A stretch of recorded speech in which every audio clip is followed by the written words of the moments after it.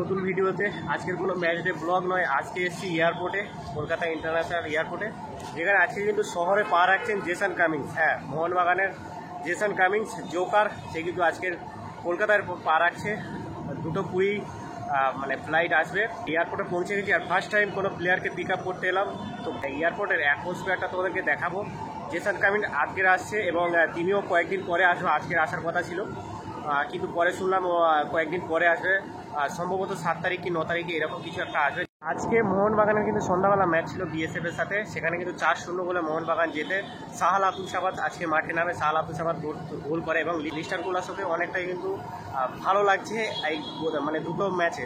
দেখা যাক আগামী ম্যাচগুলোতে কী হয়। ডায়মন্ড হারবারের বিরুদ্ধে ম্যাচ রয়েছে, লাস্ট ম্যাচ মানে গ্রুপ লিগ পর্যায়ে, তো সেই ম্যাচটা কিন্তু হাড্ডাহাড্ডি ম্যাচ হবে। চলে আসছে জেসন কামিন্স, সম্ভবত আজকে জেসন কামিন্স আসার পরে হয়তো আবার নতুন করে মোহনবাগানের রেজিস্টার করে নেবে ডুরান্ড কাপের জন্য। তো ম্যাচগুলো কিন্তু আরও ইন্টারেস্টিং হবে, আরও একটা কোয়ার্টার ফাইনালের দিকে, আরও একটা লিগের কোয়ার্টার ফাইনালের দিকে কিন্তু মোহনবাগান এগোচ্ছে। জেসন কামিন্স আজকে চলে আসছে, দিনও কয়েকদিন পরে চলে আসবে, রবসানও আসবে এই কয়েকদিনের মধ্যে। মোহনবাগান সমর্থকরা হাজির হয়ে গেছে, কিছু সমর্থক এসে এখানে সময়টা বাকি রয়েছে, ঠিক আছে।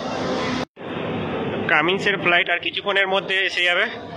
এমনিতে আমরা সকলেই জানতাম যে কামিন্স আসবে দুটোর সময়, কিন্তু আশ্চর্য বিষয় হচ্ছে একটা সময় ম্যাকলারেন, একদম সকলকে চোখে ধুলো দিয়ে ম্যাকলারেন বেরিয়ে গেছে। আর আমরা সকলেই জানতাম জেসন কামিন্স আসবে দুটোর সময়, কিন্তু ম্যাকলারেন তার আগেই চলে এসেছে। আসবে আমরা সকলেই জানতাম, কিন্তু এই যে সকলের আগে চলে আসবে কাউকে না জানিয়ে অ্যাডভান্স, সেটা কিন্তু কারোর কাছে এক্সপেক্ট ছিল না। তাই সকলে কিন্তু হতাশা রয়েছে, ম্যাকলারেনকে দেখতে পাইনি। এই যে দেখতে পাচ্ছ,